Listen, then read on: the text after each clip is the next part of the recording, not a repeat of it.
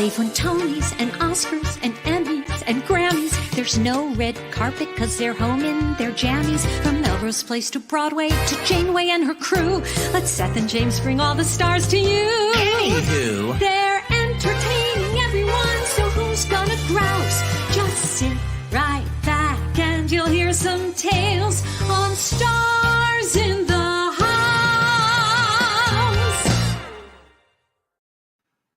Hi, everyone.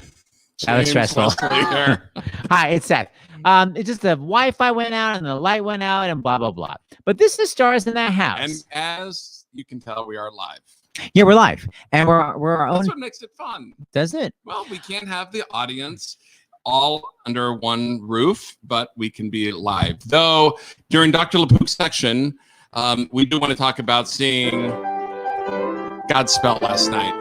It was pretty amazing, and Jessie Mueller, you would have loved it. You would have, I see you there. You would have cried, and it's just like, it was so beautiful. And even though we couldn't hug and be close, it was still cool that Kate Schendel was eight feet in front of us, and to see live music. It was at the Berkshire Theater Group, and it's playing there through Labor Day. And we'll talk more about it with Dr. LaPook. Yes, we will. Because boy, do they have safety measures in place. Yeah, they're basically all in like a hazmat suit. But it works. Yes, it ma'am. Works. So what is Stars in the House, anywho? Oh, people know what Stars in the House is. No, they do. We have all these new fans. We have Melissa Manchester fans, series for the Actors Fund, and the Actors Fund is. But what does the Actors Fund do? With the Liquid You? Yes. What did you? It's for every professional in the performing arts around the country. Just on stage, you mean, though? No, everywhere, Seth. Really? Everywhere, Seth. And by God, did they need money? Jesse's nodding along. She's doing interpretive nodding. But listen, our viewers have really come forward. It's like we started in mid-March, and we are now up to $422,360 raised for the Actors Fund. Which is an amazing amount of money, because they need the cash so much, because you can go to the Actors Fund and simply say, I cannot pay my rent. They'll say, how much is your rent this month? And then they'll give you the cash for it. You say, I can't pay my health insurance. I can't pay my doctor's bills. They'll just give you the cash. So all this money is desperately needed, because it's like we said, for anyone in the arts, and quite frankly, no one in the arts is working. I mean, a crazy small percentage. And people's health insurance is expiring. Now, by the way, expiring, is that the right word? Yeah. Now, listen, if you need help from the Actors Fund, go to actorsfund.org. They have so many great just seminars about how to get health insurance and whatnot. Yeah. And if you can actually help and actually donate some cashola, the thing to do is this. So you send it to starsinthehouse.com, and then you're going to get a receipt. When you get that receipt, forward it to donations at starsinthehouse.com, and then we're going to send it to one of our stars tonight, like, for instance, Jessie Mueller, who promises to sing a full coloratura. She does? Donation read. Does she know that? She's shaking her head no, but I assume that means yes. So send it to donations@starsinthehouse.com. Now, by the way, the texting has actually gotten really hip these days. You can text a donation, and the way to do it is as follows. You text Fund 2020 to Fund 2020 56512. And we've actually got more donations on Friday night. Yes. Broadway night. We got great donations for Broadway night. So any to the who. James is like working on some stuff right now. That's why he's looking down, because we're trying to fix some tech stuff. Yeah, because I know we're a little bit out of sync. We know the doing sync the is best out. we can. So David, try to help us with that. Okay, so but listen, and that's why he keeps coming in and out. But listen, a few things. So we just got through talking to Narek Rome at Americans for the Arts, and a couple of things before we who are we bringing on first? We're bringing on Jessie first. So as you may know, today President Trump signed several executive orders. There's a lot of I'm sure it's sowing confusion, because it's like, oh, unemployment's going to be extended. Here's the deal. It's like there are going to be a ton of lawsuits about it on Monday, and more importantly than that, it ain't permanent. And permanent, I mean just like getting us through 2020. So the stimulus bill is still in limbo here, and so you going to starsinthehouse.com, clicking on the action alert, but for free. Not just to donate. If you can't, we all get it. But what you can do, and it doesn't cost you a darn thing, and it'll take you less than 5 minutes, is going to the action alert that's on the homepage of starsinthehouse.com, and click on there, and you can write to your members of Congress, your senators. Well, they'll send it for you. And they'll do it for you. And here's the amazing news. He said, not since Jessie Mueller, who was there at our very first Concert for America, not since then, when we thought that the National Endowment for the Arts was going to be completely eliminated. only at that time was there like that people had written from every congressional district, meaning representation. Hold on. Let me say something. Yeah, go ahead, Sal. People are commenting they're not interested in our politics. Here's the deal. This is not political. People are dying and people are suffering. We're trying to get people money. So this is not political. This is actually the health of Americans. So if you want to make any more comments on politics, you will be banned from this site. This is not political. You need to write to your elected official because people are dying. People need to be supported with money or else their careers will completely end. They will end. Everything will end. Their arts will end. And they will die. So this is not political. It's actually the life of Americans. So any comments like that, you will be banned. If you want to make a comment, if you have time to actually write something, go to starsinthehouse.com and send an action alert to whoever you elected and tell them you need to fund the arts in the stimulus bill because the arts will die unless they are funded. Thank you. Continue. Yes, I mean, I will say we've done 107 because obviously we have some people that have never watched before, which is great. But we've done 175 shows. Seth and I do not get paid. Most of our staff get nothing. It's all volunteer, and we do it because we love the arts and we love our country. Yeah. End of story. So that being said, it's not about politics. It's about saving the arts. It's about saving the country. Yeah. And if that's about politics, to me, that's about being a good citizen. So yeah. Going forward, I will continue. And by the way, we do have a medical break midway through with Dr. John LaPook. Yeah, so just so you know, the guests come every 5 minutes. So any comments about where's Jessie, where's Barry, everyone will be here. So no need to ask. They'll all actually be here. We're the host of the show. We're running it. So all you need to do is watch the show, make positive comments, and go to Stars in the House and send an action alert. Everyone's going to be here, and they're all going to have a good time. Okay, this is how I speak to my child, by the way, when she's driving me crazy. Now then. Well, there you go. Hold on, I got to get David, a lot on, yeah. Darn team viewer. So isn't that always fun? Hold on. Oh my God. Yeah. So I'll just explain right now. So what happened now? So David, I know that our sync is off on our pictures bet. So David's coming on. There's something called Team Viewer where you can control someone else's computer. So right now David's coming on, but we have to actually create a password for him to actually come on our computer. I would say the password out loud. That'd be fun. That you guys could all come on our computer and shut it down. Okay. So he's writing the password right now, and then we'll have a much better picture. Did you send it, honey? Okay. Yes, I did. So getting back to that. So here's the thing with the Paycheck Protection Program, it expires today. And you can go back. We've done a couple of these with Save the Arts. And the good news is it's being seen by senators. It's being seen by, we hope, the chairwoman of the National Endowment for the Arts. Yeah. And it's really making a difference. What I was saying before Seth read some of the comments was this. That not since, and the only time this has happened is that so many people have written to Congress saying that the arts is important is when the National Endowment for the Arts was being threatened to be cut. Yeah. When I will say it because it's a fact, when Donald Trump right before he was inaugurated, right, and the National Endowment for the Arts was not eliminated. The amazing news, because of, by the way, the amazing letters you guys wrote, it really does make a difference. And so, because of what's been going on, this is the first time that the Americans for the Arts has had such a sustained what is the word? I wrote it down. Sustained time that people had been writing literally from every congressional district in the entire country. Yeah, we want, and that's what this whole show is going to be about, is why is it important to fund the arts? Not just, by the way, Broadway, but little tiny dance studios, everything little around the country. These community theaters are all going to die unless they're helped with the stimulus bill. They can't survive. They get money from ticket sales, and that's it. There are no ticket sales except for Lily Godspell, which we saw last night. I mean, that's it. That's right. Okay, so let's bring on a very good friend of ours. And so I'm so happy seeing Jess. I haven't seen you in so long. I feel like we hung out all the time, and now like we're separated. I'm so happy to see you. Please welcome the amazing Jessie Mueller, Tony Award winner. It's good to see you guys too. Hi, Jessie. Oh, I feel like everybody needs to take a breath. Jessie's soothing. That's why Jessie's perfect to be the first guest. And, everybody needs to check in on their blood sugar now and then and realize that we're here because we care. Maybe that's why everybody is so high strung, is because we haven't had the arts for a while. We haven't had that healing energy. We haven't had that exchange of energy. We haven't had we haven't had Wi-Fi for a while. Wi-Fi? What? Did I cut out? Uh-oh. Okay. There we go. We're back. Jessie, yes, continue. Go. Did you say we haven't had Wi-Fi for a while? Yes. That was my comedy. Ooh, there's always something, right? No, but by the way, your ring light is right on your glasses. Can you adjust your glasses? I just see it look like that the entire show. This is a flattering angle, isn't it?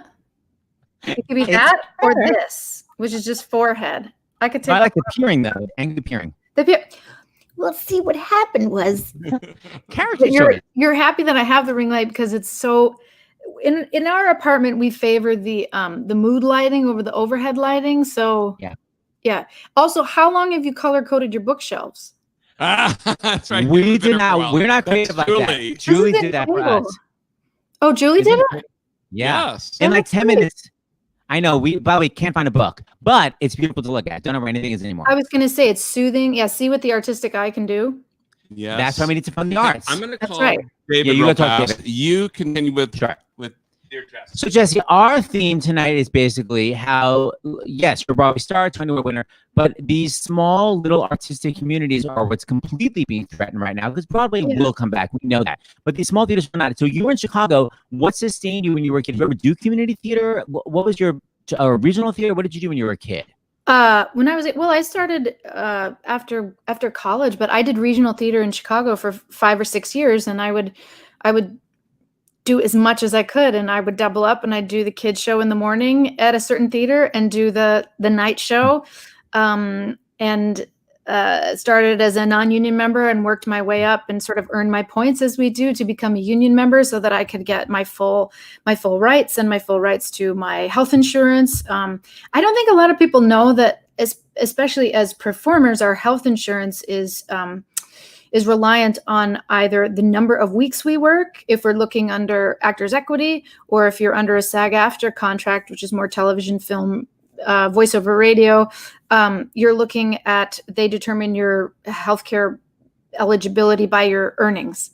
So either way you slice it, if we're not earning, we don't get our health insurance. And if we're not working, we don't get our health insurance. So that's a big concern right now. And that's what these sort of dueling bills that's sort of up for the legislation right now that they're looking at. That's sort of what a lot of what those bills, it's a big part of what they're exploring is how are we handling union-based insurance and things like that.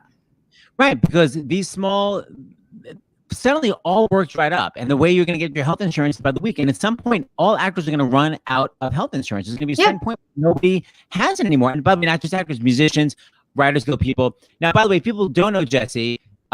She won the Tony Award for playing Carole King in Beautiful, but she also starred in Waitress and Carousel. But I wanted to go back to talk about you starting the small theaters. They prepared you for Broadway. These small theaters, which by the way are at the risk of completely disappearing right now, because like I said, they're all based on ticket sales. They don't have giant investors like Broadway. They're based on ticket sales. So do you feel that these small theaters in Chicago prepared you to be the huge Broadway star you are today?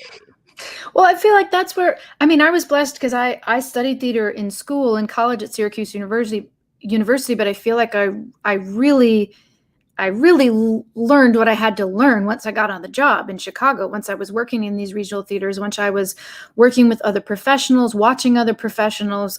That's how I felt like, to me, you really learn in the room. I feel like a lot of people can relate to that. You learn on the job. There's only so much you can learn in school.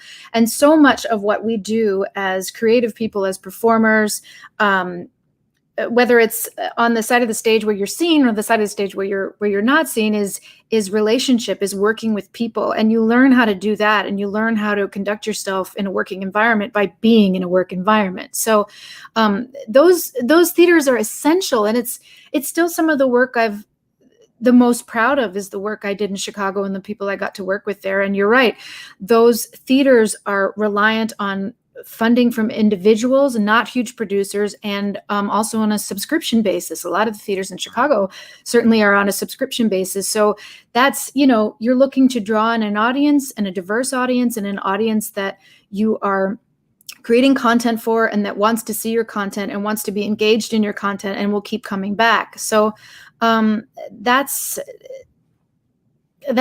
kind of what they're what they need and what they lean on for their funding. So it's not, I think some people think, oh, all art has these amazing backers and these people that have all this money. And there are those wonderful people out there that have had great financial trajectories and share their philanthropy with the world and know that the arts are important. But art is also made by little individual contributions by people, and by people that need it, and by people that know that it's important and know that it's what keeps our souls healthy. I mean, thank God for all our healthcare professionals right now. They're keeping our bodies healthy, and they are fighting such an enormous fight right now. But artists also help to keep us healthy. They help keep our minds healthy and our hearts healthy and our souls healthy. And that, I mean, look at our world.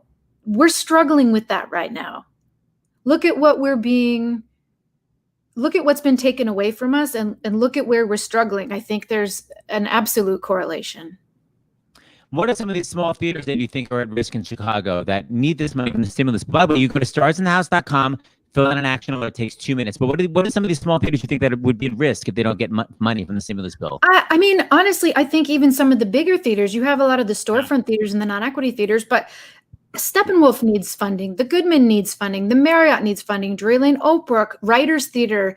I mean, all these, the Court Theater, all these wonderful theaters are so heavily reliant on their subscription base. And in that right too, the people that are usually subscribing to their theaters and have money to donate, I mean, everybody's hurting right now. Exactly. So if you have a choice between your groceries or a donation to a theater, you know, you're going to make the choice you need to make. That's why we need leadership. That's why we need funding from a higher level to keep these things going, because they really serve the communities.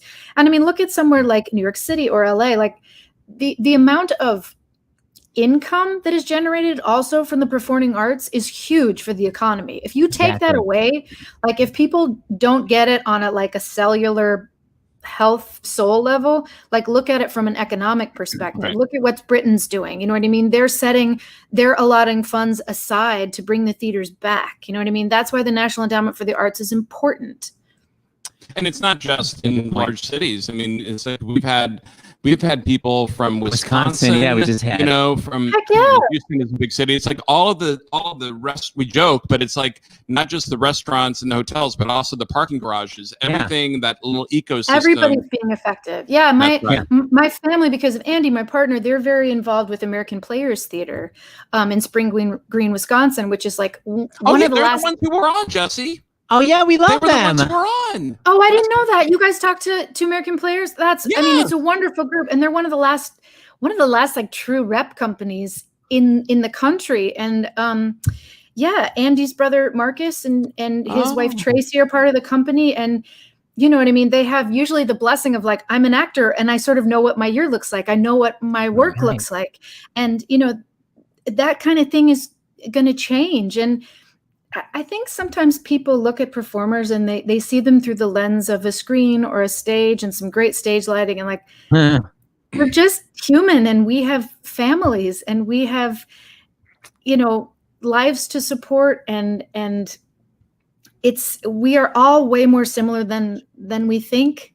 And at PS, I love the action alert thing, because I was writing people today and did the whole thing where I was on the website and I was typing and I was editing my, the template. I was like, I'm going to make this really personal. I'm going to edit it down so someone can really read, no one wants to read all this. I'm going to edit this, and then lost it, and then had to go back and like copy and paste. And if I just could have gone to action alert, it would have been bang, bang, boom. See, I didn't know. Now you do. So before you go, it's not too late. That's the whole reason why we're doing this again. It's not too late. I'm not too late. And I know that it seems overwhelming, and it seems, I get that way. And I think, gosh, is anybody going to read this? Do I really know what I'm talking about? But it doesn't take that much time, and it doesn't take that much effort to get a little bit of information, to read enough so you know what you care about. And, nobody else has to read it. Nobody else even has to agree with you. We've already obviously seen some diametrically opposed views here, but everybody has something they care about. So it is your right to say what you care about, and it is your right to get in touch with the people in the legislation that are representing you. That is their job. It's okay for you to tell them what you want and what is important to you, and that can be simple things. And if the arts are important to you, please let someone know, because artists like myself and like you guys, I know it means the world to us. It means the world to us. And you know, all of our friends and colleagues, we need the help, and it's a humbling thing to ask for help, but it's an okay thing. We need help right now. I guess my final thing is, I want to ask you, you went directly from Chicago to starring on Broadway, and in the song Every Night at 7, just analyze me for 1 second. It was supposed to be in love, but only with you. When did you add the crazy only with you? That crazy thing you added. It was a mistake one night. I was shooting for some other note. I don't know what I was shooting for, but it wasn't squadoot, which is sort of what came out. It was like squat. You know, it was a little like a duck was inside me and had been shot free from a parachute and it did a crash landing. I don't know, but you know, happy accident of art, I guess. The look on Harry's face, he was like, okay. Harry Connick, by the way, she means Harry Connick Jr. Here's the crazy phrase that made Harry Connick get a headache, because it's such a good headache. With you, but there's so much gravitas here. Watch this, everybody. This is on Broadway.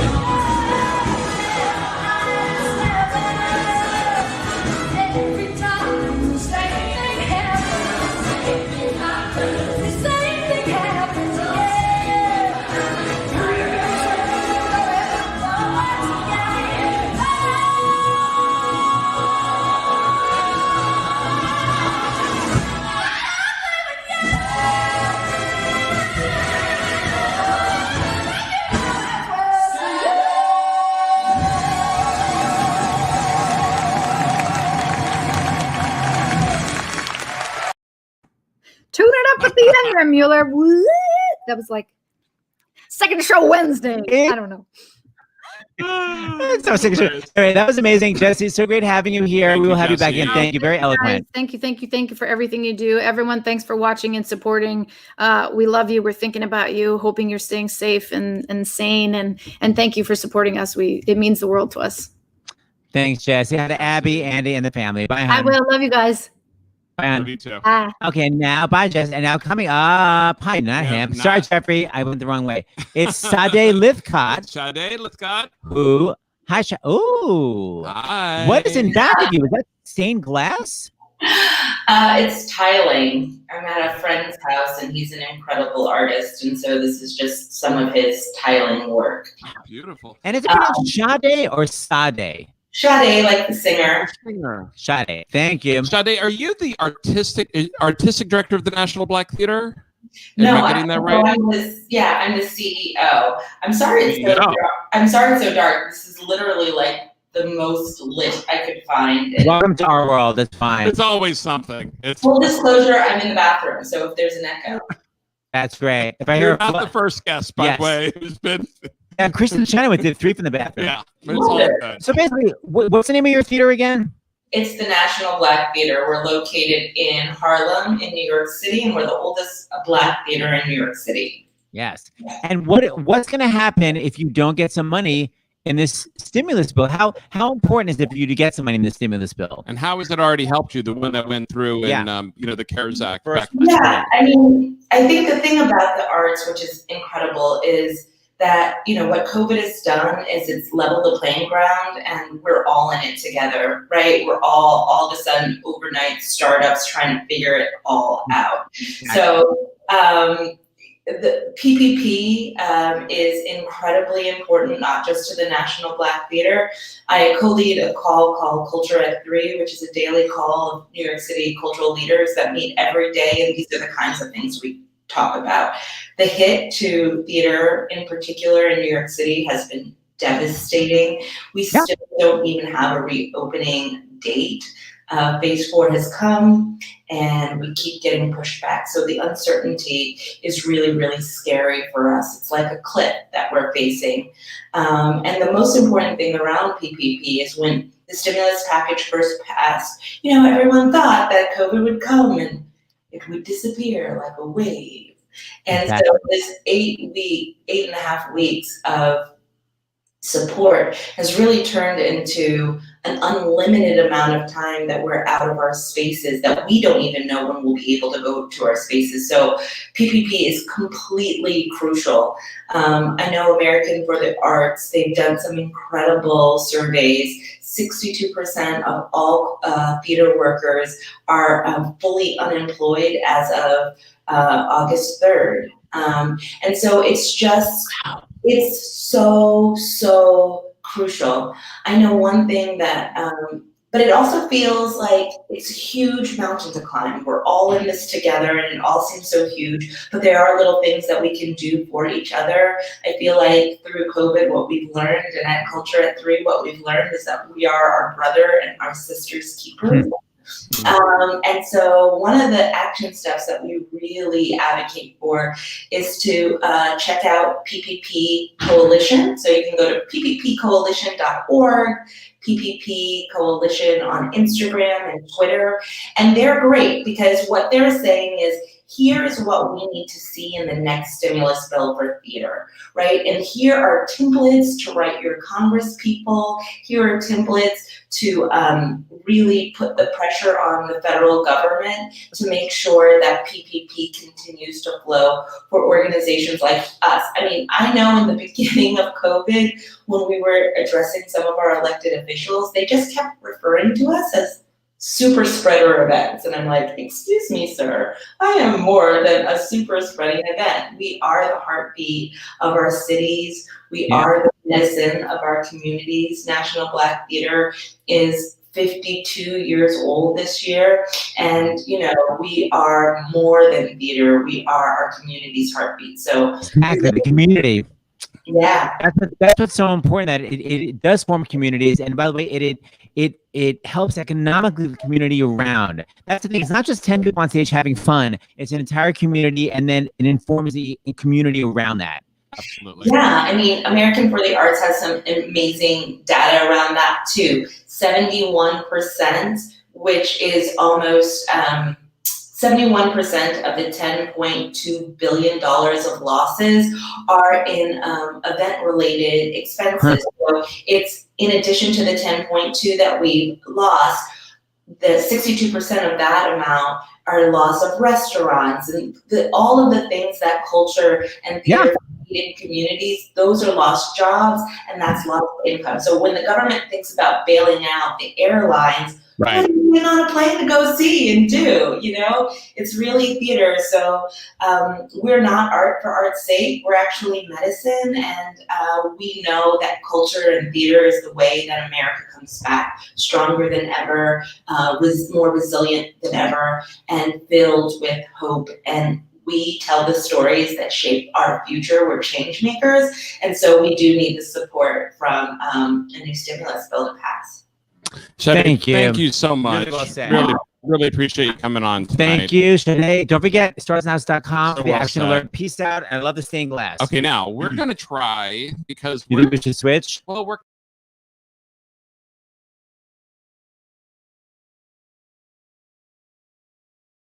trying to fix our... Okay. Isn't it weird? Okay, there we go. 4 of us?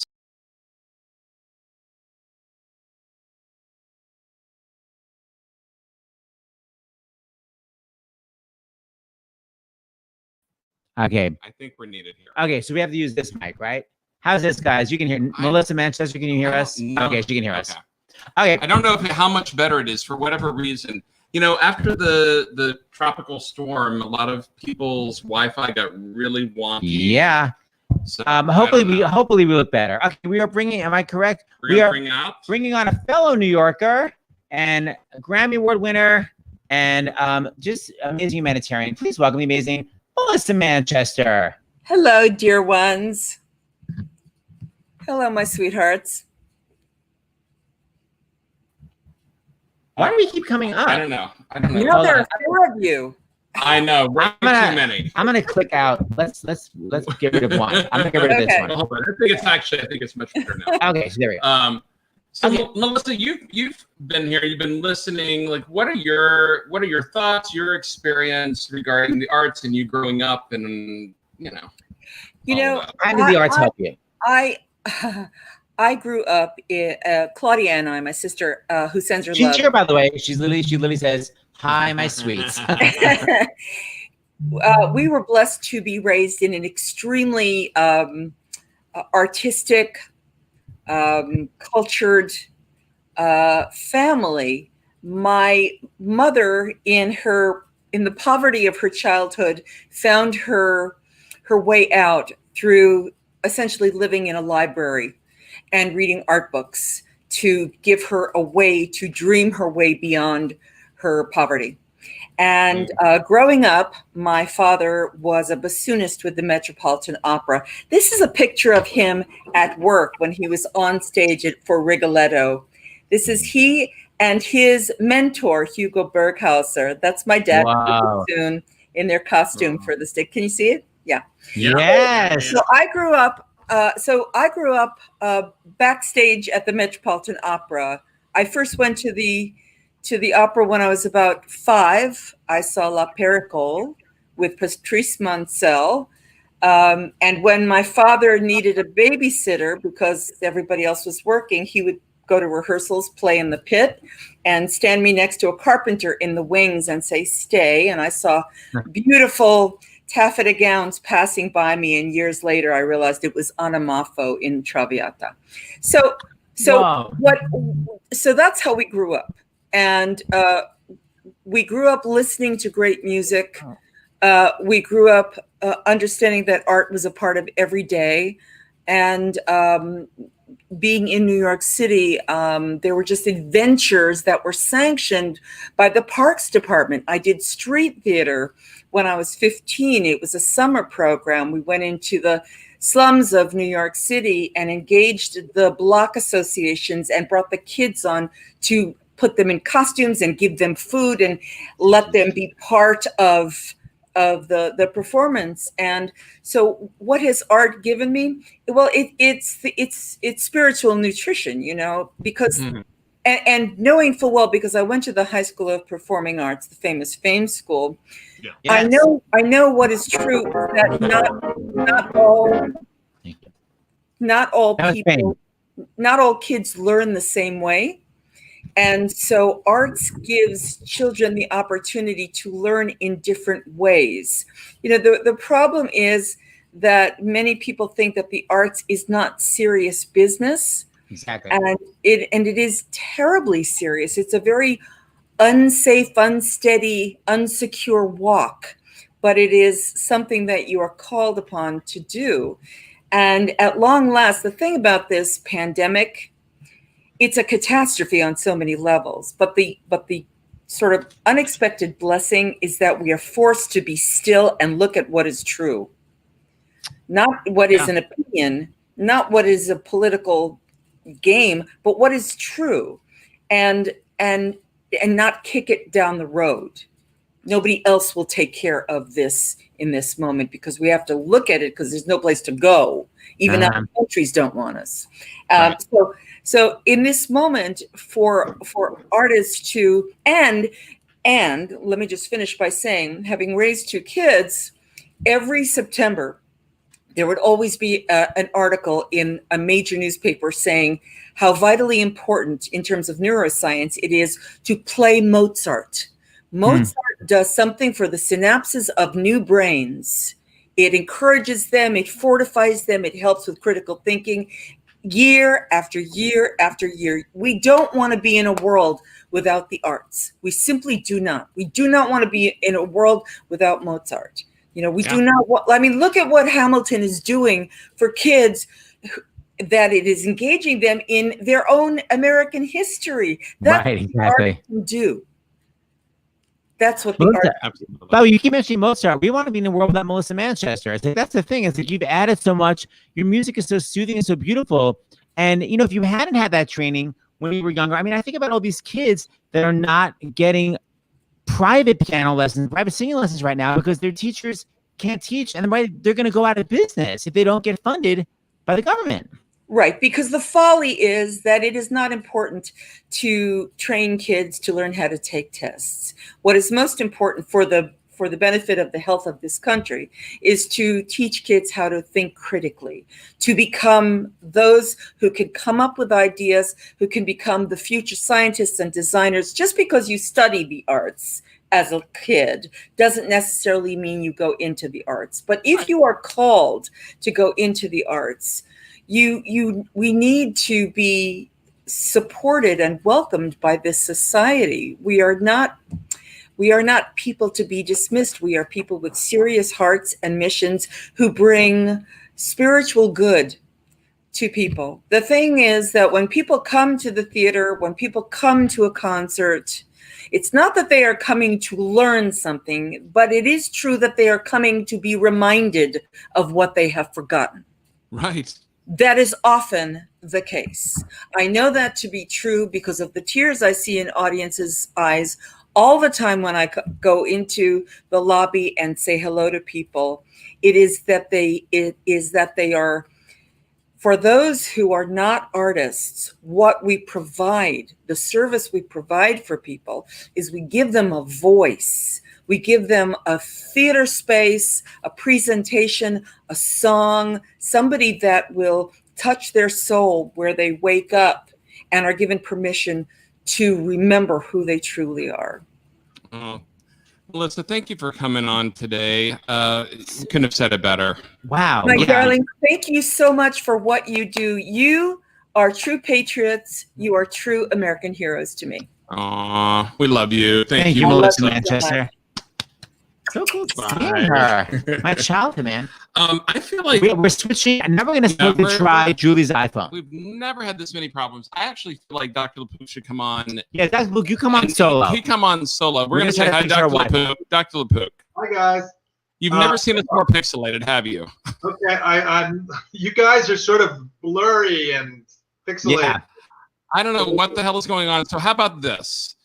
I think you've done this by yourself a couple of times. How about you take over for a minute while we try to fix our Wi-Fi? Fix your Wi-Fi. Okay, we're gonna get off. The rabbit.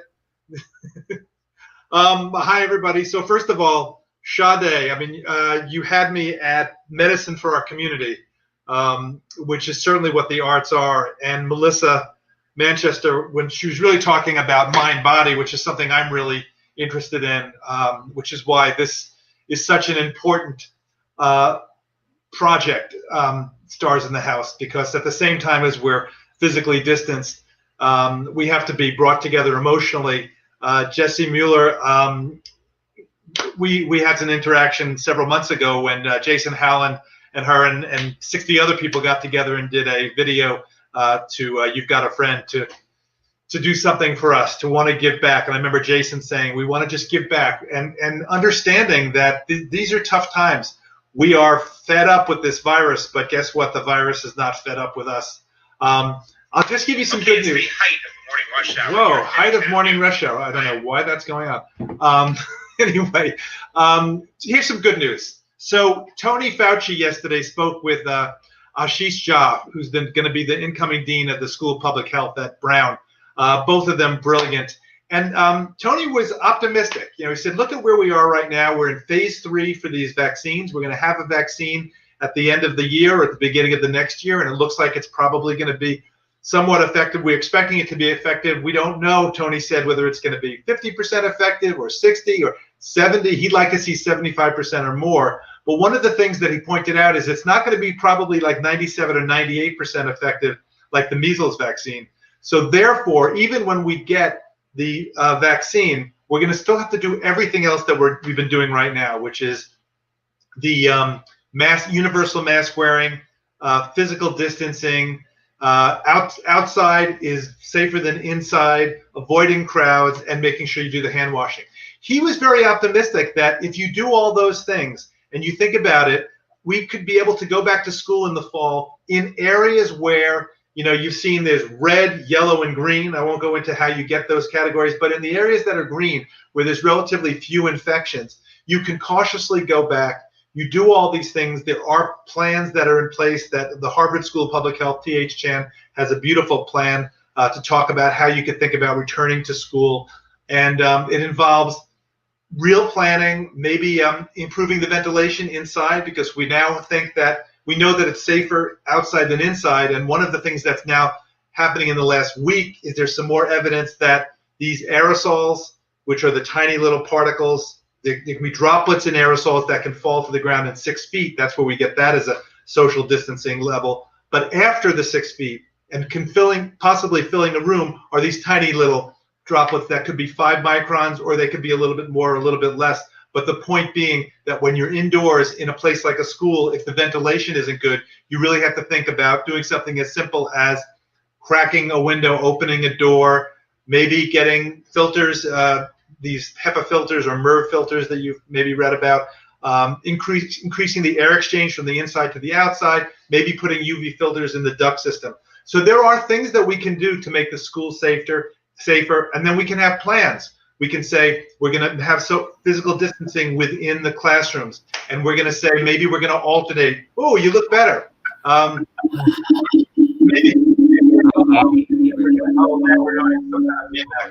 Maybe we're going to alternate. We can have some times that when you're in class and sometimes when you're at home. A lot of details to be worked out, but the bottom line is there's remdesivir as a new medication. There's dexamethasone. The vaccines are on trial. There's a lot of people working on this. There's great partnerships between public, private, and academia. So I was happy to see Tony Fauci really in a good mood yesterday, very optimistic. You got to just keep on going. So was that good? Did I have to keep doing that? Whoa. I'm getting some feedback here. It's not the best feedback I've ever gotten. Now you're so you're now on mute. So I'm just going to keep going and thanking Seth and James. Okay, now I fixed it. Everything you're doing. There you're going. Right, but now you're on mute. Oh no, because hold on 1 second. Oh my God, I've got to change the sound. Hold on. Okay, Dr. LaPook is still there? Should I with you? I'll be able. Are you with me? I'm just kidding. I was just kidding with you. That's hilarious after the day we've had. All right, peace out. Thank you, Dr. LaPook, as usual. Everybody loves you, by the way, on the comments. Thank you. Still got it. All right, bye. We'll see you soon. Holy cow. And by the way, it's literally Barry Manilow's first night on the show. I know. We've never had this many problems. We had a tropical storm 2 days ago, and all these, like Audrey McDonald just actually lost power yesterday. And the tropical storm was days ago. Yeah, so not to name drop Audrey, but a 6-time Tony Award winner Audrey McDonald lose power. Right. Our Wi-Fi is just as crappy. Holy cow. All right, so Barry, please stop being devastated over us. Okay, here's, by the way, speaking of Audrey, here's the other co-founder of Black Theater United, the amazing and another Tony Award winner, LaChanze. Hi. Well, Hi, you look wonderful. Nobody can hear you. We can see you. You look great. I love the green screen is stunning. Thank you, darling. Well, it's my ring lights. The ring lights are everything. I have invested in a lovely set of ring lights, and I just, hey, since we live in the house, got to bring the lighting to the house. So, but I also lost power. RJ doesn't live too far from me. So we lost power, we lost Wi-Fi, and I even lost cell tower service, like the cell tower one. So that's fabulous. I was busted. I was twiddling my thumbs, reading by candlelight. So LaChanze, I don't know if you heard what other people were talking about. They were talking about their early childhood and the importance of theater. Do you have a story from when you were younger? And if that theater hadn't existed, you wouldn't be where you are, like that sort of thing? Well, my experience was initially, I grew up in the South. I grew up in Florida for most of my life. And then when my parents went their separate ways, we moved to Connecticut. And that's actually where I discovered theater, by being in high school in Connecticut, because I would see these commercials and I was like, hey, that's something I want to go do. My mom would take me to see the shows. But more importantly, there was a cultural arts center that I got most of my training from as a young girl. And it was in New Haven, Connecticut. And it was the Bowen Peters Cultural Arts Center. And it was just this husband and wife team. They created this, it was basically primarily dance, but it was the place for me to go every day after school and most Saturdays. And I would go in there and I learned everything from ballet, tap, jazz, African, modern dance. We learned everything. And it was such a wonderful experience because I started when I was about maybe 11, no, maybe 12. I was 12 years old and went all the way through high school. So I thought, hey, I want to be a dancer. And that's what I went to college for, a theater dance. But then I fell in love with the theater department more than the dance department. That's another story. But if it weren't for this cultural arts center that I could go to every day after school, I don't know if I would have been as successful in my community because it wasn't a very artistic environment. It was very much a working class community. There were a lot of factories in my town. It was Bridgeport, Connecticut. It was a great town when I was growing up there, but there weren't very many art outlets. So that's why I would have to get on the train and go up to New Haven, or my dad would take me up to New Haven. And that's where I really was immersed in this artistic community. And none of these kids went to school with me. So it was like went from one group of kids to another group of kids. And I always wanted to be with my artsy fartsy kids. But they were the kids that saw me, that recognized who I was past the fact that I was this girl who could sing and they thought I was weird in school. You know, I was the weirdo. I was the star of all the plays, but I was also very weird because I didn't want to do a lot of things the other kids are doing. But but I was definitely Mina in Dracula. That's another story. Yeah. Okay. But the point is, if you hadn't had that, by the way, it would not have led that small, arts community would not have led, by the way, to this. And if we don't have money in the stimulus bill, the whole future generation of artists are going to be gone, and this whole ecosystem of the economy, these restaurants, these parking garages are going to be gone. It's all, I literally tweeted about that the other day, how we need to find a way to just get our community back together because so many people are out of work. So many people. I mean, come on. Theater brings billions of dollars to New York City. Exactly. Billions of dollars. And everyone's out of work right now. Everyone, the restaurants, the parking garages, the theater community, the cops that take care. Well, I don't know if they're out of work, but those security cops that walk that our streets. I mean, I love those guys. When I see them, I know I'm safe on my block. We always know. We all know Sully on the block on 46th Street. So we just, even the Times Square people that work in Times Square, even the vendors. No one we need the theater community back so badly right now. And let's not even talk about what it's doing to people's mental health because we just don't know what's happening. So we really need our artistic community back.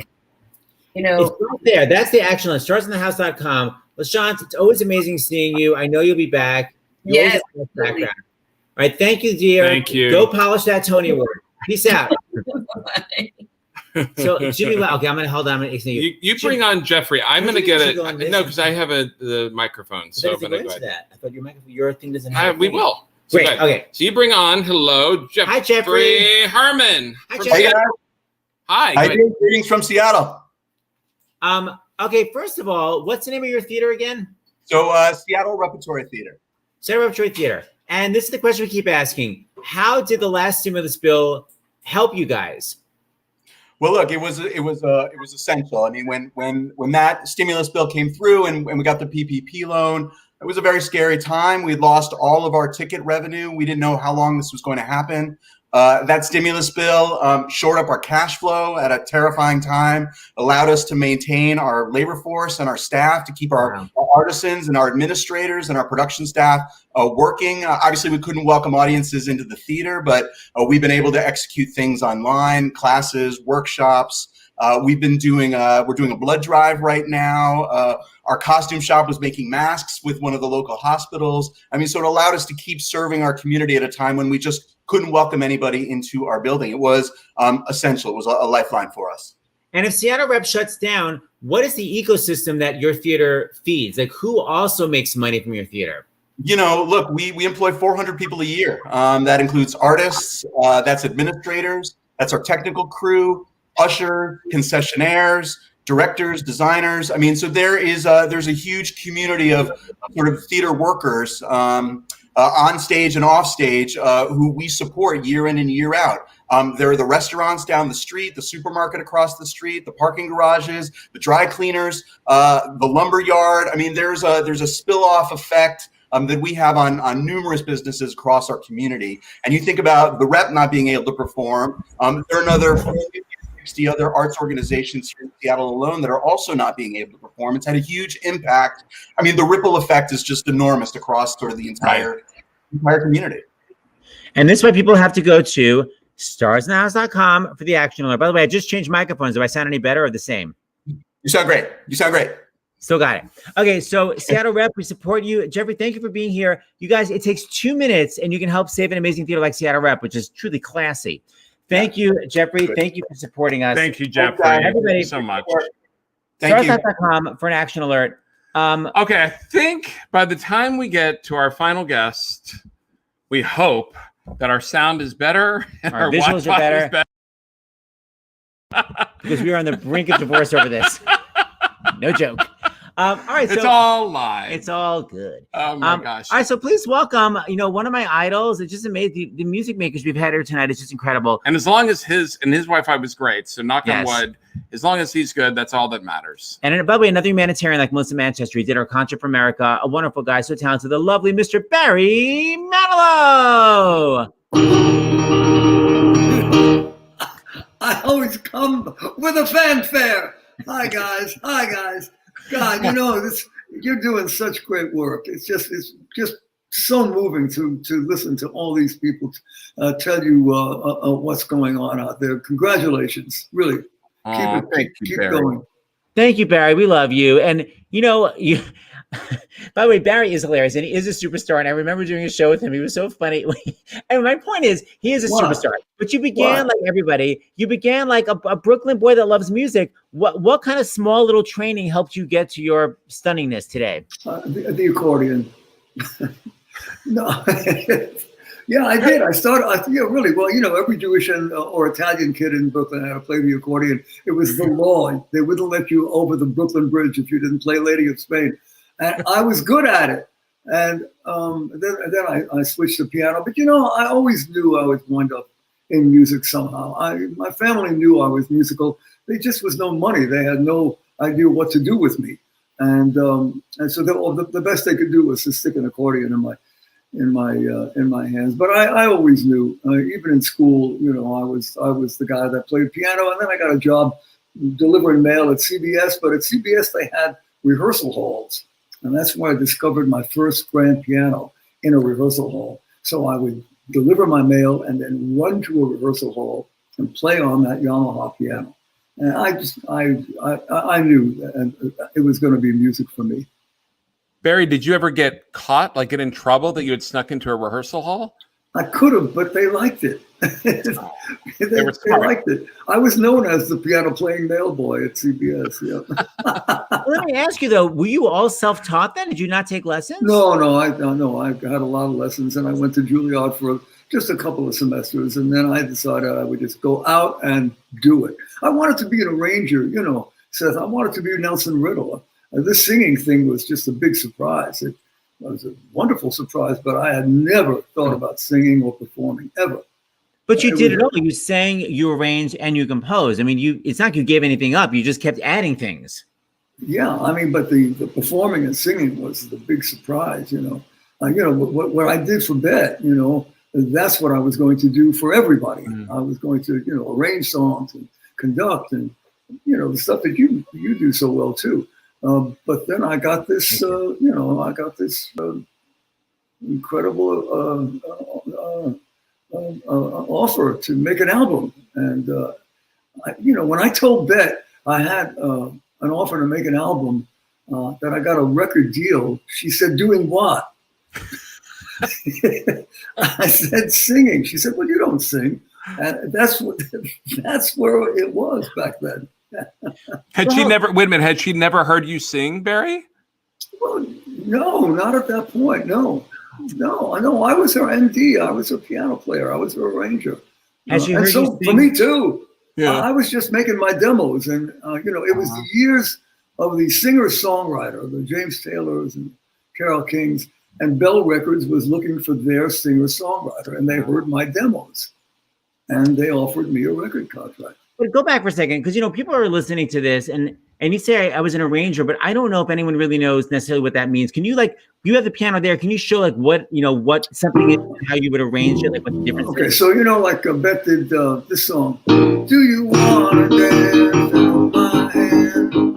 Tell me I'm your lover man. The old rock and roll song, right? Yeah. And so, but I did it with Beth. She did, do you want to dance? Tell me you're your lover man. Turned it into a sexy song, and that's an arranger. You take the song, you find a different facet of it. So you're not writing the music or the lyrics or the chord changes. You're taking those things and turning them into something else. And you can go further than that, and I have. I've done that to all the stuff that I've done, and for a lot of other singers too. And a lot of singers need that ability. When I did American Idol, I did that for that whole group that I worked with, and I think it made them better, because otherwise they would put what the world needs now is love on the piano, and they would just sing it, and then I would say to them, "What do you want to do with this song? Well, what do you want to say with this song?" And then we would redo the whole thing, and then suddenly it became their version of what the world needs now. Yes, and that's that an arranger. Right. That is actually what arranging does. And I think people don't really understand that. Now, when you actually compose, because by the way, you did not write I Write the Songs, which is hilarious, which is one of your classic songs, but you've written so many amazing songs. And I guess the question is what does that mean when you write a song? Do you do chord changes and you fiddle around with the melody on top of that? Or do you make up a melody and then you add the chord changes? Well, you know the answer to that. They're all different. The hard part of writing a song for me is the idea. What are you going to write about? Because and pop music is very difficult, because what you got is I love you or I miss you. That's it. That's it, man. And that's why theater is so much more interesting to me, because you can write about a situation, and that's a little easier. I can write about that tree over there, make up a story about the tree. But I love you or I miss you, for 40 years, that's a lot of love you and misses you. But, somehow you figure it out. But still, you can come up with a different angle, with both of those subjects. And but that's the hard part for me, is the idea. After you get the idea, then it's kind of fun to write. Was it easier when you were doing jingles, when they would say you've got to write about a hamburger? I don't know, easier? No, I mean, you had to write the catchiest melody in 15 seconds. And, that helped in when I went into pop music, because it's the same thing. You've got to write a hook. They're called a hook, And, so you do, deserve a break today. So, well, that's a hook, and all you got is 15 seconds, because if you don't get it, the next guy is going to get it, and they'll put his version of it on the radio. So, I learned a lot. That was really better than going to school for me. I started to work with real professional musicians and engineers and background singers. And that's where I met Melissa. Melissa and Valerie Simpson and Ron Dante and I were the studio singers for a whole bunch of commercials, and we all stayed friends. Oh, I love that. So you and Melissa have been friends since the 70s? Yeah. Oh, yeah. And we met on a jingle date. Yeah. Oh, that is so cute. What attracted you to her as a friend? Well, first of all, she had the greatest voice I'd ever heard, right? And everybody was funny. She was funny, and everybody laughed for the whole afternoon. It was the greatest afternoon. Now, someone is asking here, tell us about writing Harmony. And someone else said, Seth, please ask about Harmony. Harmony is this amazing, incredible musical that Barry wrote the music for, and Bruce Sussman wrote the lyrics and the book. It's a beautiful show. It was supposed to come in this season, but of course now everything's being postponed. But tell us about the show. It's such a beautiful show. It's a story of these 6 guys named the Comedian Harmonists, who Nobody Knows here, and they were the most brilliant six-man singing group ever. Very popular in Europe, but nobody knows them here. And the reason nobody knows them here is the story of harmony. And it's very dramatic and very funny, and it's the best thing that I've ever done. And one of these days, someday we'll all see it. It's so beautiful, and it's all original music. It's not a jukebox musical. It's all original musical theater songs. And you love musical theater because I know that the first show you ever loved was, hold on, Most Happy Fella. And I learned the overture of the Most Happy Fella on my accordion. Now, you know how difficult that must be for a 13-year-old kid to learn the whole overture on the accordion. I must have been crazy. I was crazy in love with music. I love it. So, but what took you so many years to write a musical when you grew up loving musicals? What took so long? This thing happened. Oh, Mandy, well, you came and you gave without taking, and it just stopped everything. Well, it started something, but it's not. It started something. So, we're asking people to go to starsinthehouse.com and do this action alert to ask the government to fund the arts. Why do you think it's so important for the government to fund the arts? What would we do without the arts? And are we getting feedback from you or from me? Pacemaker? I don't know what it is.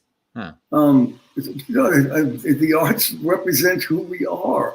That's who we are. I mean, what are we going to do in New York without Broadway, without Lincoln Center, without, it is, all of us are just beside ourselves, wondering what is the new normal.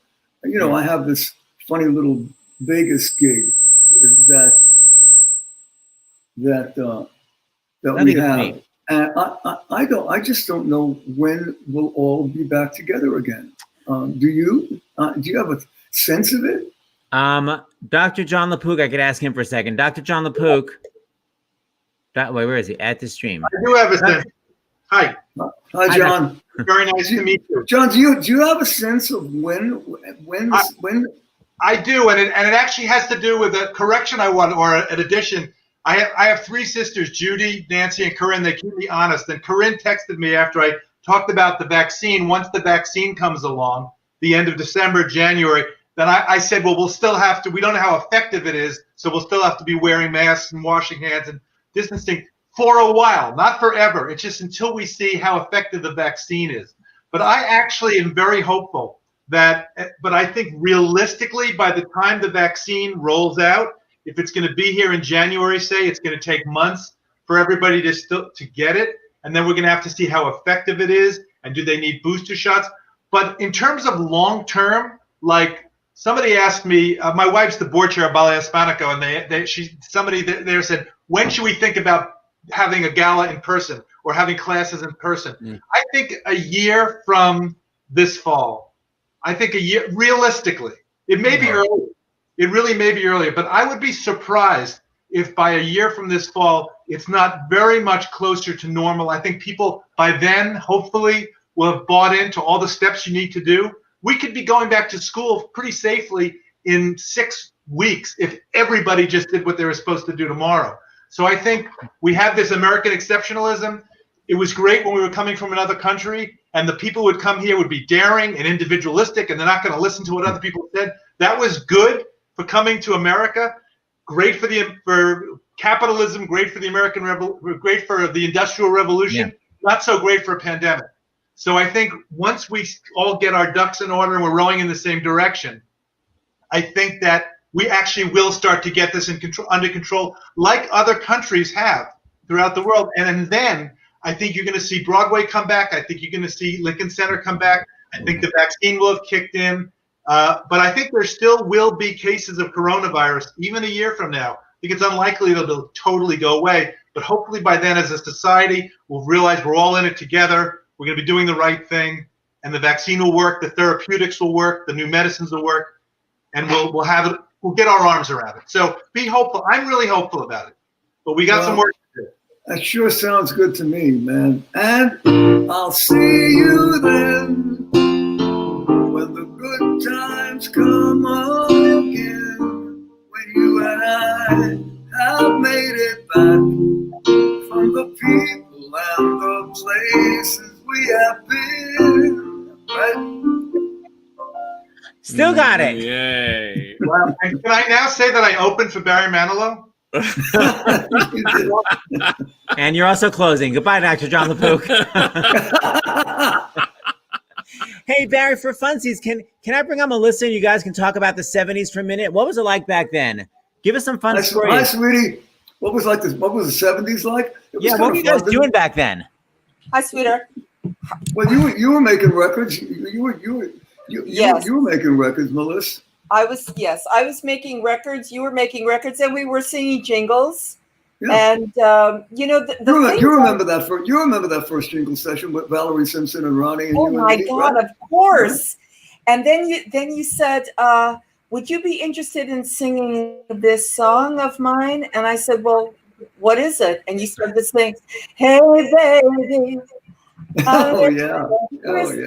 Falling in love, and it was yum. And I fell for you so hard. Just that opening line. Back at you. Hey, Melissa, tell us something about Barry that maybe we wouldn't know. Barry is a remarkable and treasured friend. His friendship is solid as a rock, and that our friendship has endured. It's one of the great jewels in my crown. I agree. You can tell. So sweet. Yeah. And well, the thing is, when we were starting, there was a group of us that were all sort of starting around the same time, and in Manhattan. I don't know about from your point of view, Barry, but we were all, we all seem to have been so supportive of each other because there were record deals, there were publishing deals, there were jingle gigs, there was a club date. Everybody was just sort of, what are you doing? Did you have a meeting with somebody? How did it turn out? Is there an opening for me? And we were really there for each other on a very real level. Yes, and we still are. And we still are. From the 70s too. They're still old friends. They're great old friends. And yes. Where would you guys like those two? Oh, well, Barry, where would you guys party? Would you go to 54, Studio 54 and shake it? It passed me by. Did it pass you by too, Melissa? Completely. I was mostly exhausted. So when I would come home off the road, the idea of going into a loud club just made my hair run off of my head. Yeah, and I was on the road so much. I was on the road so much with Beth or by myself. The last thing I thought of was to go to a dance club. Honestly, the whole thing passed me by. And when we were at Bell, because Barry and myself and Tonio Orlando and Don, we were the inherited three that became the cornerstone of Arista Records. Yeah. And in those days, for a really long time, I don't know about your life, although I'm sure it was pretty parallel. We would write an album, we would record an album, and we would tour and support an album and repeat. And there are years that I have no body language, no body memory, but I see the albums and I see my name on the credits. So I know I was doing it all. But we were all working so hard. Yeah, that was the life. Made an album, promoted an album. Come back, make an album, promote an album. Go back on the road. Mm-hmm. That was it. Yep. Melissa, your sister claims you hung out at Reno Sweeney back in the day. Well, everybody did. Everybody did. Reno Sweeney's was the first clean club that I ever performed at, because prior to that, I was playing at college coffee houses. And I was, in those days, I just would not play on any electric keyboard. So I played on any piece of crap they could find for me. And very often it was a broken down upright that was facing the back wall. So I would play with my back to the audience. And I did the Reno Sweeney's thing by playing piano for other singers. When I became when I became a pop singer, I jumped over the Reno Sweeney because after the first album, which didn't have a hit on it, the second one had Mandy, and suddenly I was doing big clubs and big arenas, and so but my Reno Sweeneys were all the years before that, though. Yeah, you were playing for other people. Reno Sweeney's was the first clean club that I ever played in. It Clean, was so beautiful. clean like you could eat off the floor clean? Like physically clean. Because I was playing in these college coffee houses, and they were dumps. Yeah. And my first tour, I did a couple of those on my first tour also. Sure. You know, you both talk about your first. I know, Melissa, your first big hit was Midnight Blue, and Barry's yours was Mandy. Do you remember like the first thing that you bought when you had money? When you're like, oh my god, I'm totally going to spend this money on like this thing. Like, what was your first exciting buy with money? A painting. I bought it in Paris. Very classy. With my first American Express card, I did. Like, is it? Well, I remember that Clive had a after Mandy came out, he had an Arista thing in San Diego, and I couldn't get there. I had to bounce a check at the A&P to get the plane fare, and I finally got there. And when he came to my hotel room and handed me a check for $1 million. From Mandy? Yeah, well, forever, whatever. And I stuck it in my book, and I used it as a bookmark for a couple of months because I didn't know what to do with it. Wait a minute, you couldn't afford the plane fare, but you had $1 million waiting for you? Yeah. Yeah. But did you have any idea that that's what you were going to get? Not at all. No, because and of course, like everybody else, I lost it within 5 years. I went bankrupt, like within 5 years, since I didn't know what to do with money. And you can ask everybody, anybody. If you don't grow up with it. I lost it within, I had to work my way back. Well, you use it as a bookmark. That's why you lost it. I did. Yes, that's where I was at. Yeah, we were famous for having very bad advice from very successful business people. Right. Well, everybody, I'm telling you, when you start off, everybody. If anybody's listening that's starting off, watch out.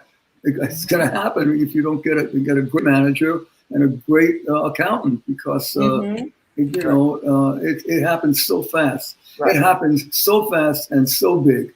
You're just not prepared for it. Right. Look at this fan road here watching from Ivy. Some of my most joyful times were at your concerts, Barry and Melissa, and a few times you performed together, and that was heaven. Oh, great. Those are great times for us too. For me too. For me too. Yeah. We did a Jewish thing once, and Melissa and I did a version of By Midnight to Shane. You remember that, Melissa? Oh, it was incredible. We did. It was great. It was a sweet version of it. It was great. Yes. The thing is that Barry and I we are connected by the music that came before us that we treasure. If you get us talking about Judy Garland, go out for lunch or just enjoy the ride because the evening's over. That's the connective tissue. And for us, we love our musical heritage that we move forward. We understand the value of melody and harmony. You guys have so many songs, and everyone has their favorite. But are you allowed to say what your favorite is? Sure. Barry, what's your favorite song you wrote? That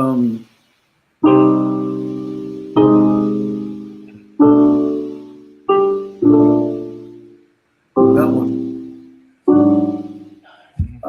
Every musician just melts when I do that. Keep going. Those chords. Come into my own. Could this be the magic that was on the first album? And I thought it was over after the first album didn't make it. And some nice songs on that first album. Like beautiful. Yeah. Man, Melissa, what about you? I have a special tenderness for Midnight Blue because it was the first. Yeah. And there's nothing like that first. It creates a seismic shift in your in your career. But I must say that a song that I wrote called "Through the Eyes of Grace" is. I love that song so much. Thank you. Thanks. Yeah. Yeah. Oh, that's a gorgeous song. All right, Thank so you. Barry, since you have a piano there, would you like to give us an entire song? Are you up for it? I don't want to force you. Before we close. No, I like what we're doing, but I'll do whatever you want. What do you want to do? What do you want? What do you want? What would you like? You got a. I don't know. I got a piano. Okay, fan. There's so many comments there. Look at the face. Name that song, or let's see now, or I'll just do the intros, right? Yes, it's a medley of intros. Yes. Okay, so all right. You know let's do something happy without you. Can't smile with. Can you? I'm in the key of G. Set. Can't sing. Find it hard to do it. I'm going to A flat. Feel sad when you're sad. Feel sad when you're sad. You know what I'm going through. Yeah, I just can't smile without you. How's that? Oh, so great. I love that you're calling out the keys for me. Thank you so much. Can't help it. All right, so guys, it's so fun hanging out with you. So will you please come on the show again, both of you? Sure, anytime. You keep doing what you're doing, you guys. Yeah, really. You guys. You're getting a mitzvah for this one. Oh, thanks, you. Barry, and thank you, you, Melissa. Thank you, guys. So I guess in conclusion, don't forget, everybody, go to starsandhouse.com for the action alert. It is not too late. So go to that. Like we said, they've never had this many emails go into Congress, and it does make a difference. Yeah. So keep it up. And we're going to play the closing credits, which we don't have any music for. So Barry, maybe give us a little accompaniment while we play these closing credits. Play Daybreak, sweetie. Daybreak. Daybreak. Yeah. All right, we love you. Sing into the world. It's time we let the spirit come in. Let it come on in. I'm singing to the world. Everybody's caught in a spin. Look at where we've been. We've been running around year after year, blinded with pride, blinded with fear. But it's daybreak. If you wanna believe, it can't be daybreak. Ain't no time to grieve. Said it's daybreak. If you only believe, and let it shine, shine, shine all around the world. Come on and let it shine all around the world. Sing it to the world. Sing it.